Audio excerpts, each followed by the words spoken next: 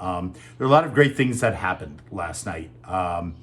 So first of all, there were resolutions, and one of the resolutions that came up was noting Pride Month being a time to reflect on the challenges faced by the LGBTQ plus community and their allies.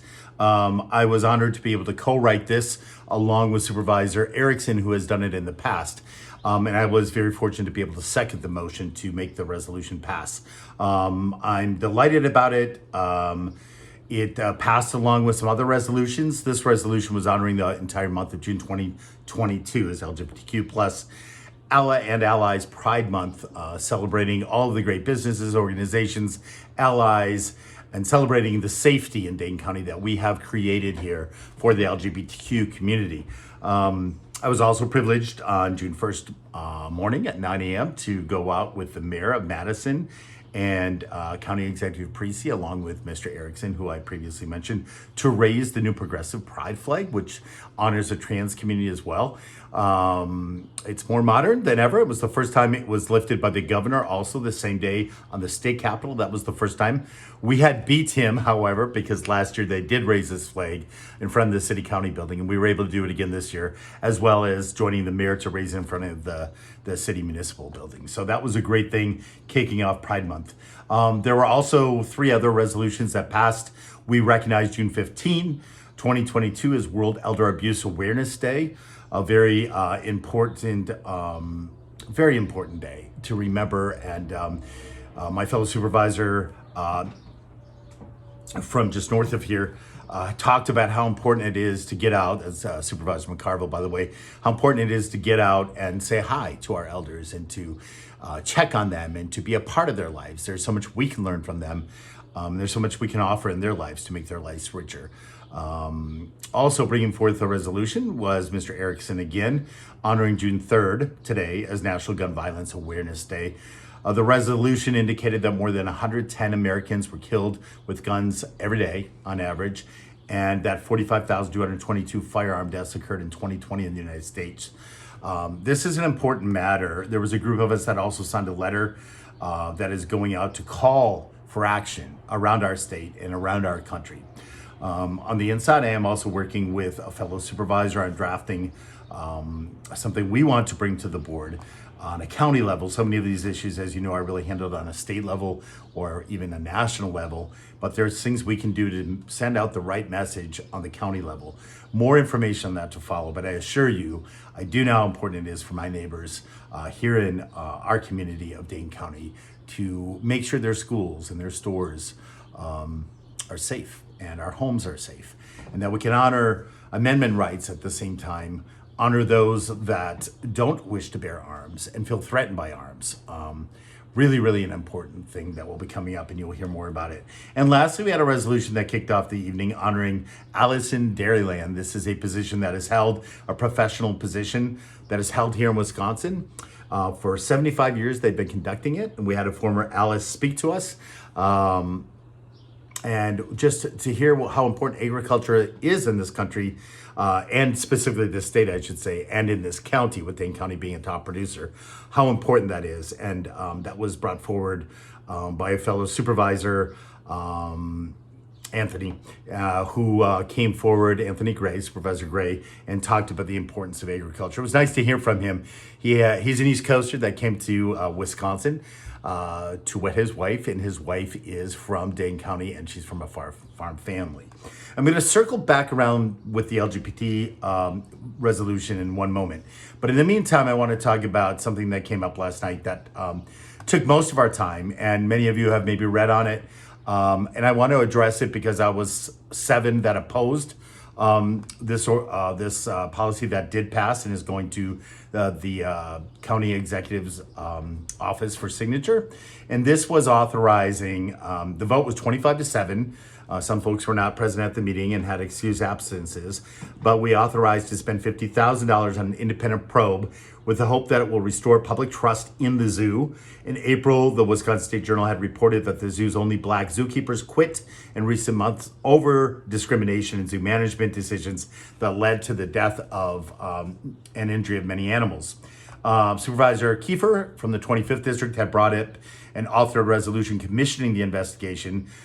He said he was backing the probe, so he wants to be able to take his family members when they visit town to a respectful zoo that isn't harming its employees or its animals. Now, let me explain my vote. And again, any of you can reach me at any time. You have access to my email right here. If you're seeing this on YouTube or my social media, you can just find me. Rick Rose for Dane County. I'm on the Board of Supervisors list. My phone number is there. My email is there. Just reach out to me. That's part of my belief in transparency in county government.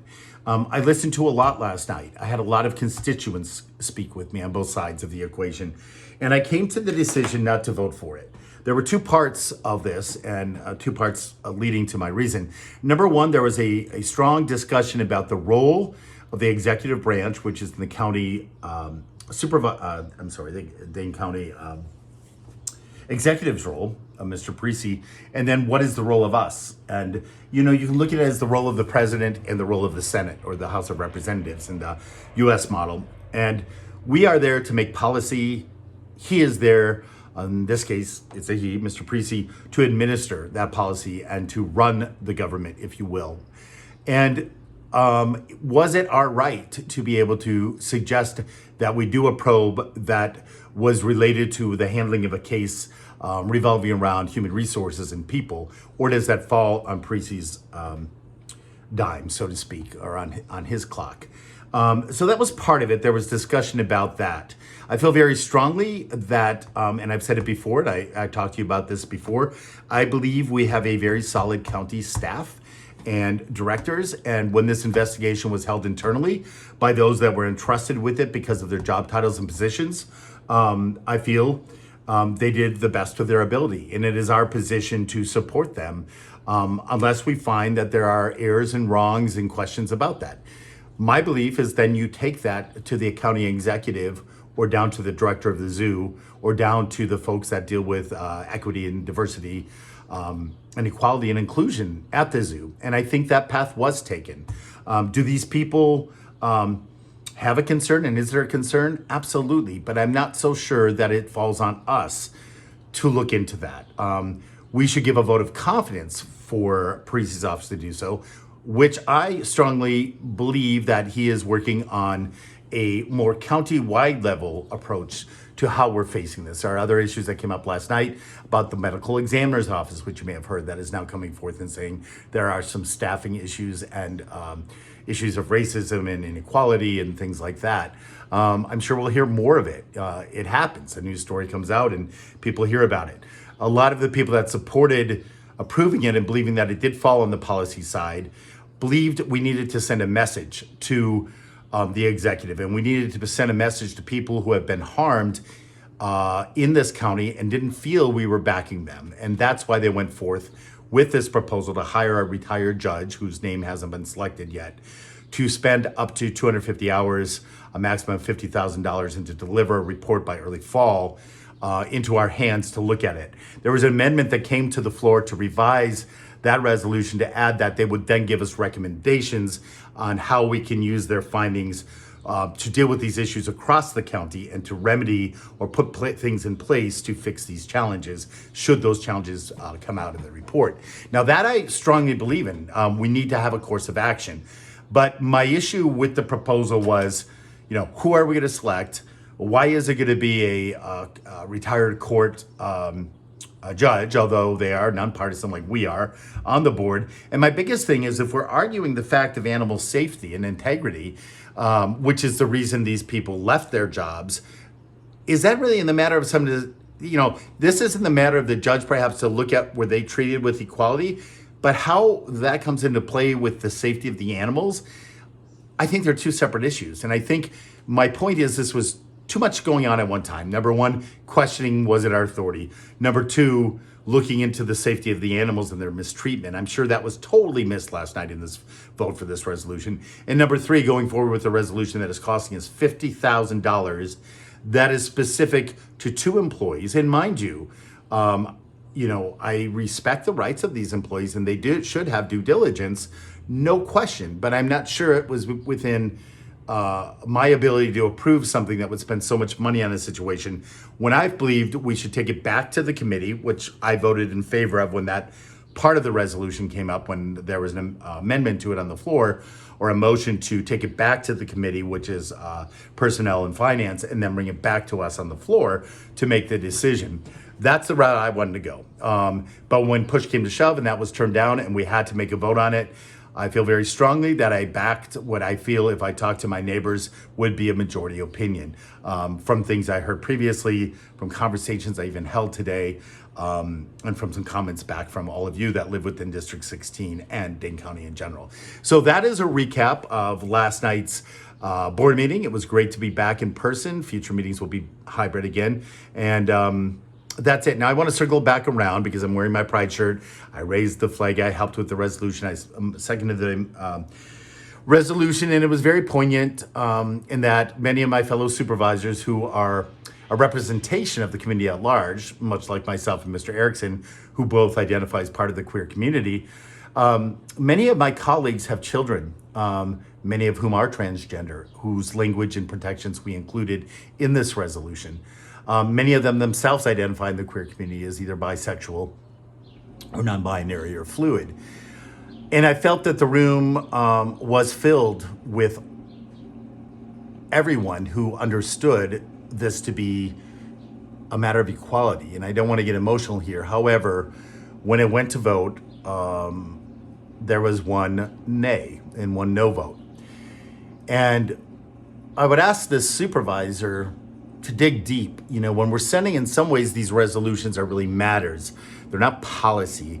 They're a voice of the community saying we honor our elders, or we honor programs that reflect the heritage like Alice in Dairyland, or we respect the need to look at gun control and encourage others to do the same, or we respect the right of the LGBTQ community and honor the fact that we are doing all we can to make our county a safe place for those that identify as queer and the allies of those folks. And to not be a part of that majority voice that is simply a representational voice, when we live in a country when there is equality now in our community for same-sex marriage and other protections of employment or housing that we didn't see in this country, but now see universally across the United States, as a representation of people's votes in the court system or the president or the legislature of the United States. And we had one person say no. This means there's work to be done.